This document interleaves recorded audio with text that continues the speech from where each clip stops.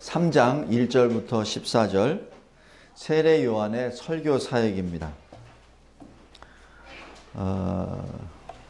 여기 주보 설교 요약을 잠시 보시기 바랍니다. 우리는 인생을 살면서 어떻게 살아야 됩니까? 지금 그런 질문들을 이제 우리가 이성적으로 판단할 나이가 될 때 우리가 그것을 이제 묻기 시작합니다. 보통 이제 사춘기 때 그거를 이제 묻기 시작하는데 내가 어떻게 살아야 되지? 무엇을 위해서 살아야 되지? 하는 것이 착착으로 다가와요. 근데 그것이 온전히 해결하지 않았을 때는 나이가 들어서도 계속 그 질문이 들어옵니다. 그것이 나이가 들어서도 해결이 안 되면은 이제 늙어 꼬부랑이 됐을 때 그 질문이 계속 돌아와요. 그래서 그것이 해결이 온전히 안 됐을 때는 뭐 그냥 알코올 중독이다 이런 식으로 중독으로 나가든지 아니면 극단적인 선택을 하든지 그렇게 해버립니다. 내가 왜 살지? 내가 뭐 때문에 살지? 이러면서 물론 그거를 덜 느끼는 사람도 있긴 있어요. 덜 느끼고 그다음 시간이 지나면 잊어버리고. 근데 그 민감하게 생각하는 사람들은 거기에 굉장히 집요하게 계속 들어가서 좋게 되면 모르겠는데 그렇지 않을 때는 사실 슬픈 결말로 지어버립니다. 세례 요한 어떻게 태어났습니까? 하나님의 천사가 예고해주고 그리고 하나님이 이름까지 지어주십니다. 요한. 사가랴 출신이라면은 사가랴 1세, 2세, 3세 뭐 이렇게 한다든지 그 가문에 있었던 이름을 따야 되는데 그것도 아니었어요. 그냥 하나님이 주신 이름 요한. 그래서 요한이 된 겁니다. 그리고 원래 제사장은 계속 혈통상으로 이어져 갑니다. 그러니까 아버지가 제사장이면 아들도 제사장이 됩니다. 대신에 아버지가 제사장이기 때문에 아들이 성년이 되기 시작하면은 직접 제사장으로서 어떻게 해야 되는지 가르쳐 주죠. 옷을 어떻게 입고 어떻게 살아야 되고 하는 것부터 하나님의 말씀을 어떻게 해야 되는지 양을 어떻게 피를 내서 죽여야 되는지 하나님께 어떻게 드려야 되는지 또 하나님의 백성들이 죄를 고백할 때 그것을 어떻게 하나님께 드려야 되는지 아마 그거를 전부 다 배워야 됩니다. 그래서 보통 제사장 직분은 자기 거주에 있는 거주지와 그리고 성소를 출입하면서 다니죠. 그래서 외견상 보면은 상당히 안정적인 직업입니다. 참 제가 직업이라고 표현해서 뭐 하는데 안정적인 생활을 하는 직분이 제사장입니다. 근데 이 세례 요한은 원래 타고날 때부터 하나님이 그냥 불러주시고 하나님이 그가 무엇을 해야 될 것이라는 것을 아예 말씀을 주셨어요. 그 사명은 여기 누가복음 1장에 나와 있듯이 주의 길을 예비하라. 그겁니다. 주의 길을 예비하라.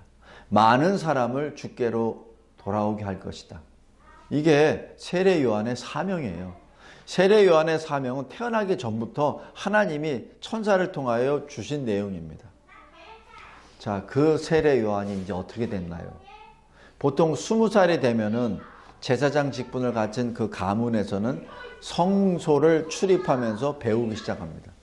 그런데 이 요한은 제사장과 같이 아버지와 같이 성소에 출입한 것이 아니라 광야로 가버렸습니다.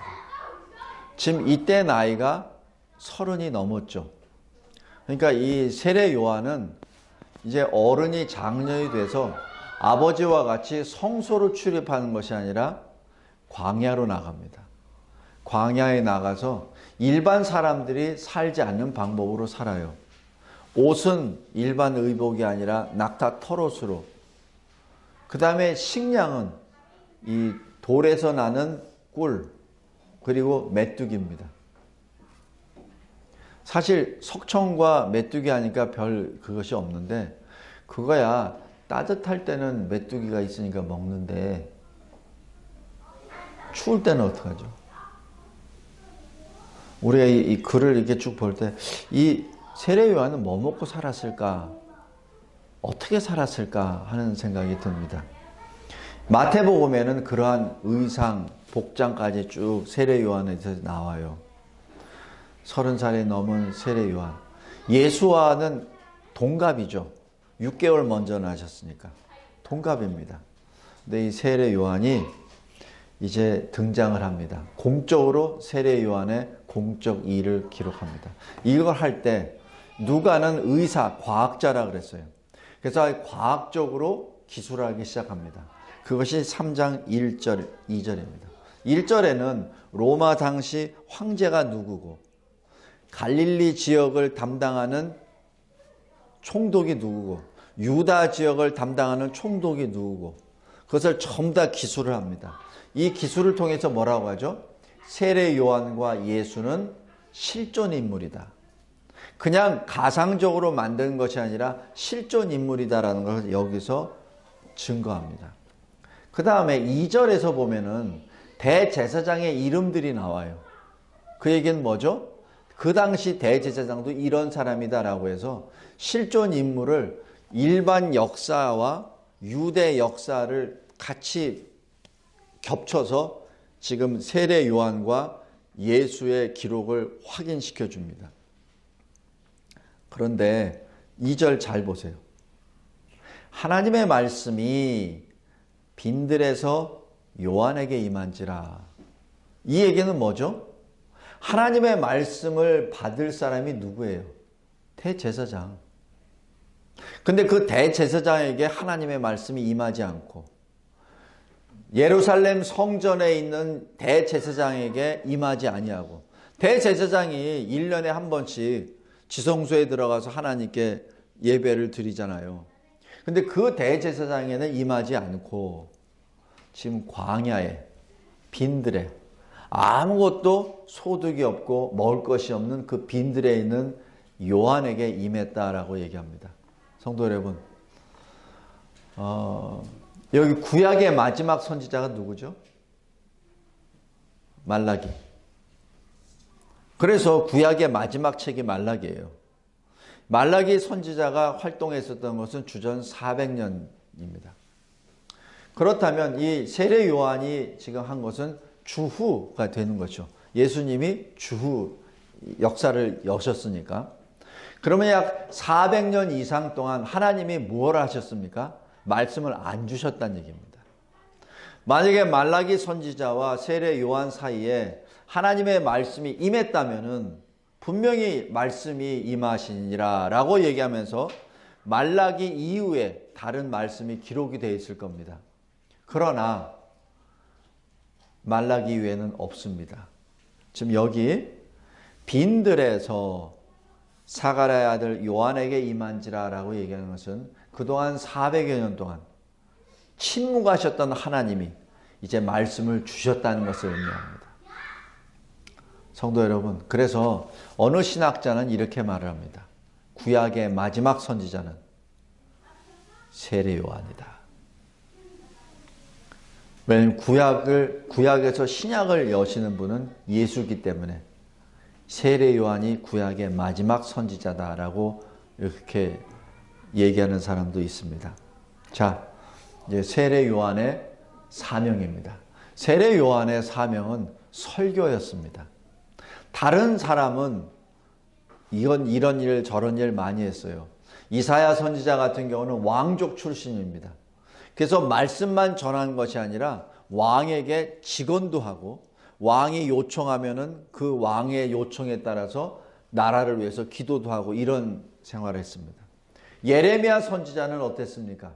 예레미야 선지자는 멸망에 앞선 멸망하고 있는 자기 나라를 위하여 눈물로 기도했고 그러다 보니 핍박도 받고 그러다 보니 감옥에도 갇히고 우물 안에도 빠져 죽을 뻔도 하고 그래서 나라가 멸망하는 것을 직접 체험하고 그 나라 멸망한 것을 목도하고 자기 백성이 얼마나 비참하게 전락되어 있는 것을 눈물로 호소한 것이 예레미야 애가입니다.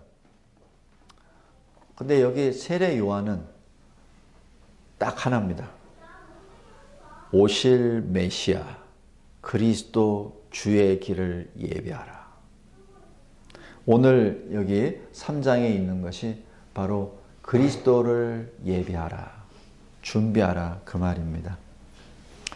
근데 3절 보십시오. 세례 요한이 주의 길을 준비하는 그 말에 있어서 무엇을 하냐면은 죄 사함을 받는 회개의 세례를 전파했다라고 기록합니다. 여기서 우리가 자칫 잘못 해석하면은 회개의 세례를 통하여 죄 사함을 받는다고 생각해요. 근데 그건 아니죠. 세례를 통해서 죄 사함을 받는 건 아닙니다. 죄 사함이라고 하는 것은 하나님이 죄를 사해 주셔야 되고, 또 예수 그리스도를 믿음으로 하나님께서 예수 그리스도의 이름으로 우리를 죄를 없다라고 선언해 주시는 것이죠. 그것이 칭의죠.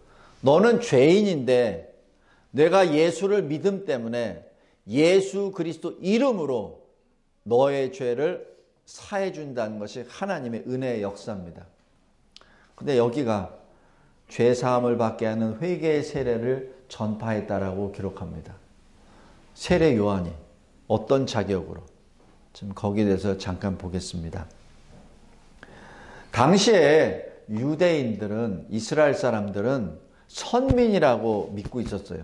물론 지금도 그리스도를 안 믿는 이 유대인들은 자기가 선민입니다. 그래서 선민이기 때문에 자기들은 죽으면 천국 간다고 믿어요. 선민이기 때문에.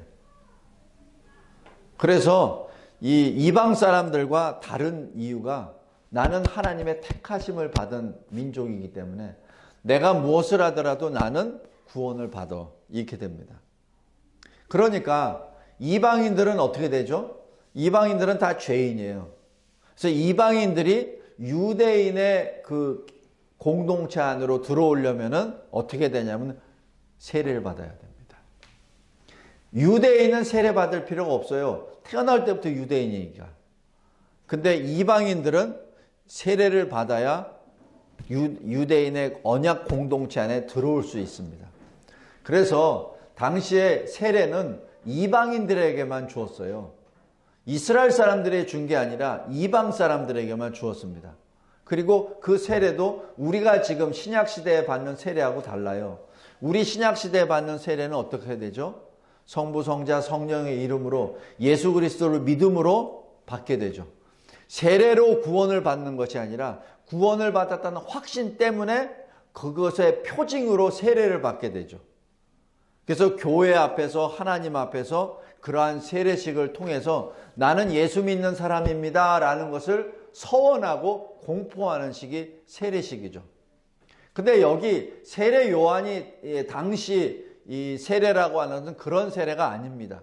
그런 세례가 아니라 그 당시에 유대인들이 줬던 세례는 이방인이 유대인의 공동체, 언약의 공동체로 들어오는 일종의 예식으로 생각했었던 거예요.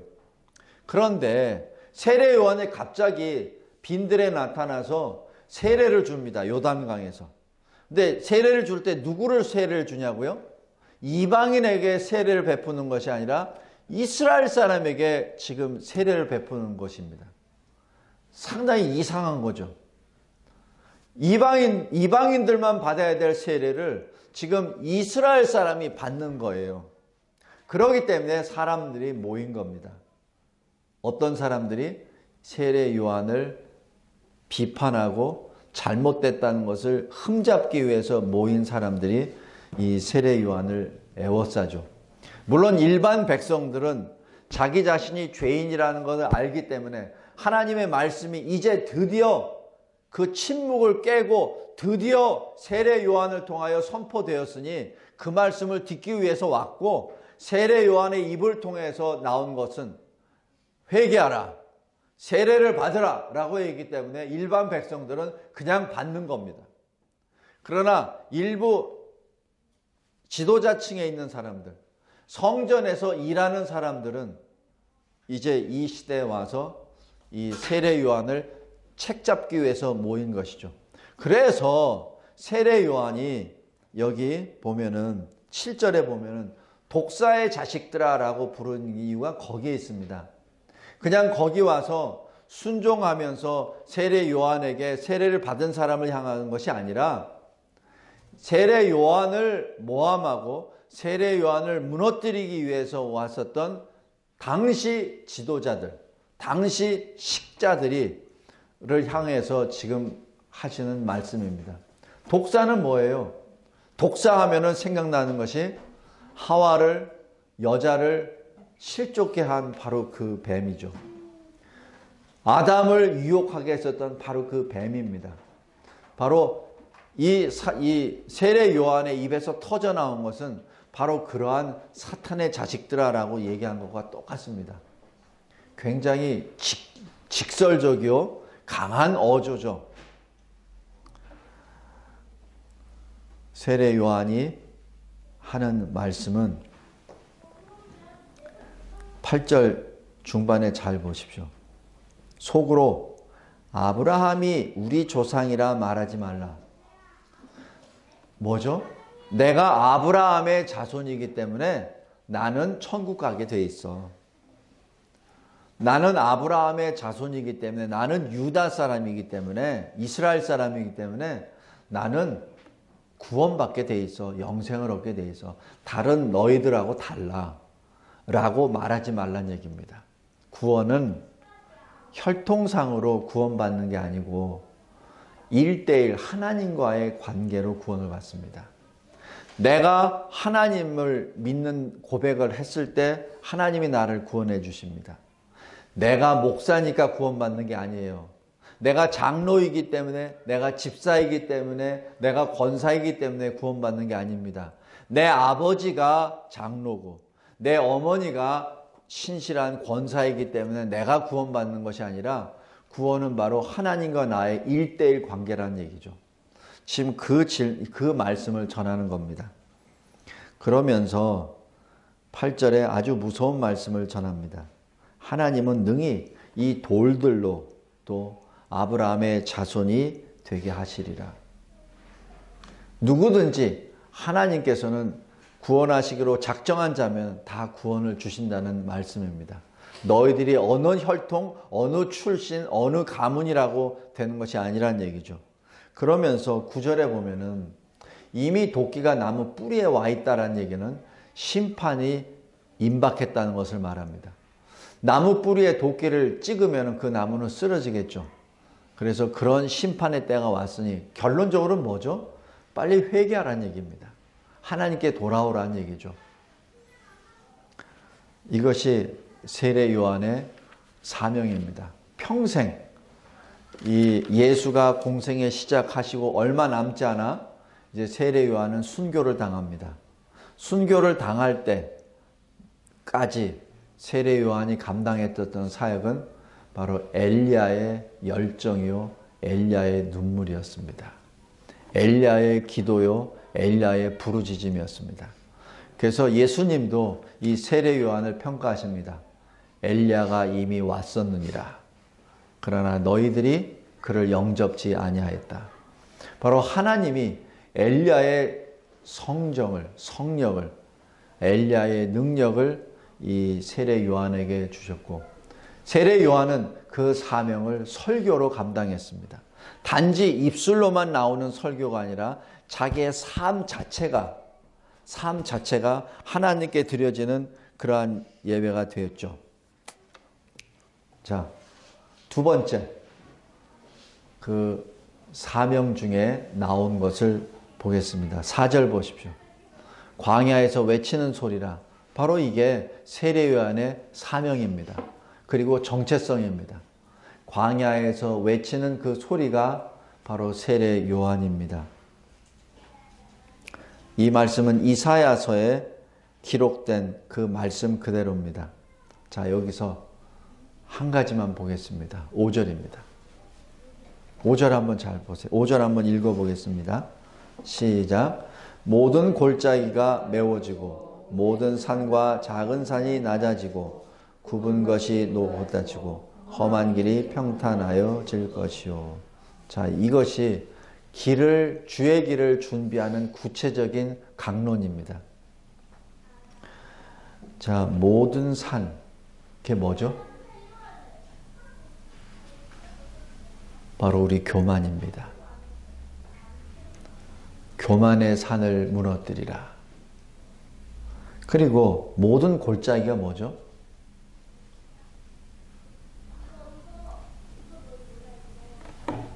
자기를 생각하는 자기애입니다. 자기 자신을 안타깝게 생각하는 자기애. 다시 얘기해서 낙심, 실망입니다. 언뜻 보면은 우리가 낙심하고 실망하는 사람들은 굉장히 겸손한 사람으로 여길 수가 있어요. 내가 어떻게 해? 내가 죄인인데. 그런데 그 내가 어떻게 라고 얘기하는 거에 그 근본을 따지면 엄청난 교만이 들어있습니다. 그 얘기는 하나님도 날 못해. 하나님도 날 못 고쳐. 아주 이상한 이 뒤틀린 교만입니다. 보통 일반적인 교만은 머리를 빳빳이 들고 하나님께 소리를 지릅니다. 하나님께 부르짖고 기도하는 것이 아니라 하나님께 소리 지릅니다. 내가 누군데 감히 이렇게 교만이죠. 마치 자기가 하나님이 된 것처럼 그 자리에서 소리칩니다. 그러나 이 골짜기에 있는 사람들은 자기애에 빠져 있습니다. 낙심을, 실망을 아주 교묘하게 겸손으로 포장을 하고 그러면서 자기 교만을 서서히 나타내죠. 지금 여기 세례 요한이 주의 길을 예비하라, 준비하라고 얘기하는 것은 너의 높은 교만의 마음을 깎아내려라. 너의 자기애에 빠져있는 그러한 낙심의 교만을 다시 도두어라.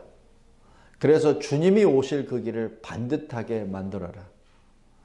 그리고 하나님께 나아가는 진리가 이리저리 자기 뜻대로 해석해서 구분기를 펴라. 그 얘기는 뭐죠? 회개하라는 얘기입니다. 회개하라는 이야기를 지금 이렇게 표현하신 것입니다. 성도 여러분, 말씀을 맺겠습니다. 세례 요한에게 주어주신 그 일생의 사명은 메시아, 오실 메시아를 준비하라는 얘기죠. 근데 그 사명을 설교로, 자기 인생을 통하여 설교로 그 사명을 감당합니다. 거기에 첫 번째, 회개하라. 강론이 주의 길을 준비하라. 어떻게? 높은 너의 교만을 깎아라. 너의 낮고 낮은 그러나 실은 교만한 너의 마음을 다시 복돋으라. 진리 앞에 온전히 나아가지 아니하고 자기 소견이 옳은 대로 했었던 그 구분기를 오직 주를 향하여 곱게 펴라. 그리고 메시아 그리스도께서 오시니 주께 나오라. 성도 여러분, 이 시대에도 예수를 믿는다고 하면서 높은 마음, 낮은 골짜기의 마음을 가진 자가 있다면 회개하시기 바랍니다. 그리고 하나님의 진리는 분명히 서 있는데 내 의견, 내 생각, 내 계획대로, 마음대로 그 길을 굽게 하고 이리저리 왔다 갔다 한다면 회개하고 하나님께 바로 향하기를 바랍니다. 히브리서에서도 나왔듯이 구주요, 우리를 온전케 하시는 예수를 바라보자. 지금 이 성경 자체가 계속해서 이 한마디 한 말씀을 계속해서 지향하고 있습니다. 창세기 3장에 아담과 하와가 에덴에서 쫓겨났을 때 그냥 쫓겨난 거 아닙니다. 하나님이 3장 15절에 언약을 주시죠. 너희 몸에서 날 언약의 후손 씨가 너희를 다시 회복시키리라. 너희를 다시 구원하리라. 그리고 그것만 끝난 게 아닙니다. 에덴에서 쫓아내실 때 그 나뭇가지 옷을 입고 있었던 그 사람들에게 짐승을 죽이시고 짐승의 가죽으로 옷을 입혀 주십니다. 그리고 그 사인을 표현해 주세요.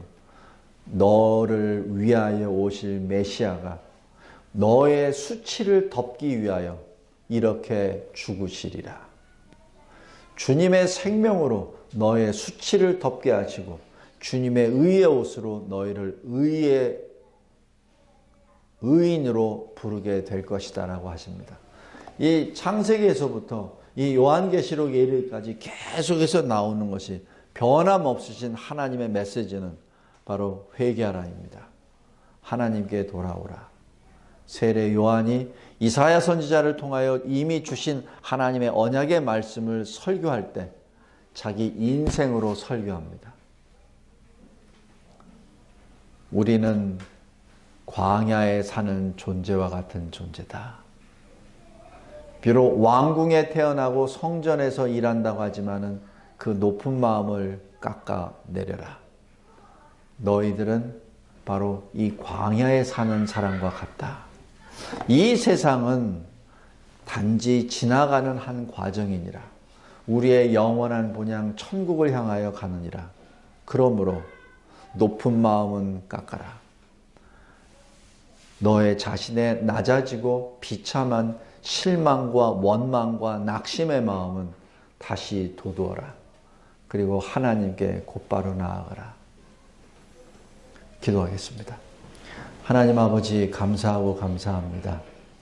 주님이 주시는 이 누가복음 이 말씀이 이 시대를 사는 우리들에게 다시 한번 소중히 생명의 음성으로 다가오게 해주신 은혜에 진심으로 감사합니다.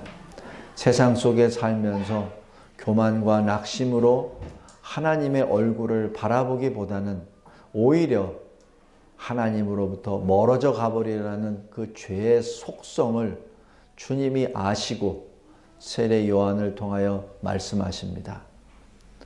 회개하라. 하나님, 입술로 고백하는 회개에 이어서 나의 손과 발로 회개의 삶을 살아나아가 이 세상은 광야 같은 빈들의 세상이요 주님이 예비하신 영원한 천성 우리의 본향을 바라보며 예수 그리스도의 이름으로 걸어가는 우리 모두가 되게 하옵소서. 예수 그리스도의 이름으로 기도드리옵나이다. 아멘.